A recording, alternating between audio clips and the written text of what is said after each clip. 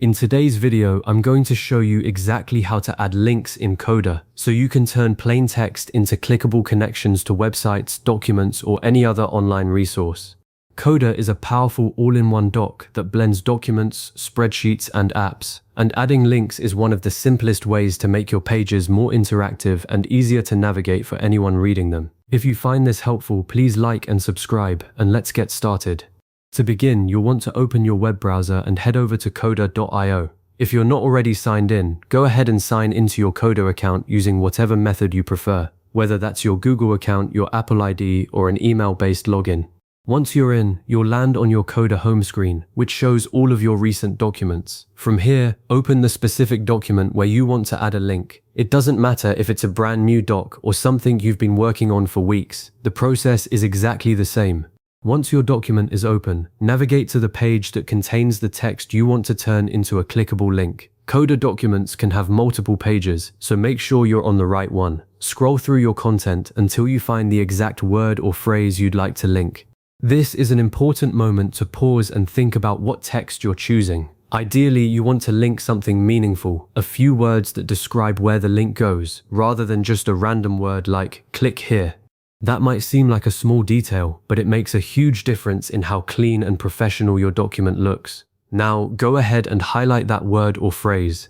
You can do this by clicking at the start of the text, holding down your mouse button, and dragging your cursor across it until everything you want to link is selected. If you're on a laptop with a trackpad, just press and drag with one finger. The key here is to select only the text you want to link, nothing extra around it, so the link is attached precisely to that phrase. With the text selected, right-click on the highlighted area to open the context menu. On a Mac, you can also hold the Control key and click, or use a two-finger click on the trackpad. This menu is your gateway to a lot of useful formatting options, including the one we need. From that menu, look for the link icon. It usually looks like a small paperclip or sometimes a chain link, and Coda labels it simply as link. Click that icon and a small text field will pop up right where you clicked. This is where you'll enter or paste the URL you want the link to point to. You can type it in directly if you know the exact web address, but for most of us, it's faster to copy the URL from your browser's address bar and paste it in here. Once the URL is in the field, press enter on your keyboard or click the apply button, and just like that, the link is created. You'll notice that your selected text now looks different. It's usually blue and underlined, which is the universal sign for a clickable link. But don't just take my word for it. It's always a good idea to test your link right away. Click on the linked text to make sure it opens the correct destination. If it takes you to the right page, great, you're all set. If not, no worries.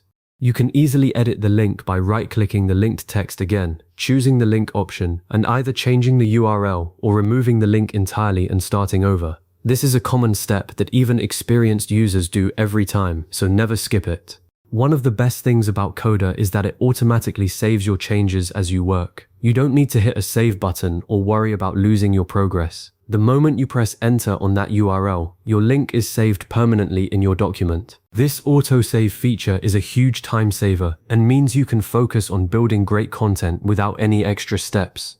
So, to recap what you've just done, you opened your document, selected meaningful text, right-clicked to add a link, pasted in your URL, and verified it works, all with automatic saving. Now, let me share a few practical tips that will make your linked documents even better.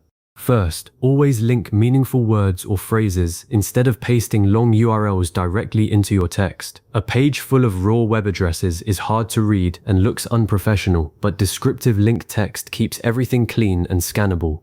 Second, double-check each link's destination before you share your document with others. It's easy to accidentally paste the wrong URL, and a broken link can frustrate your readers. Third, keep your links relevant to the surrounding content.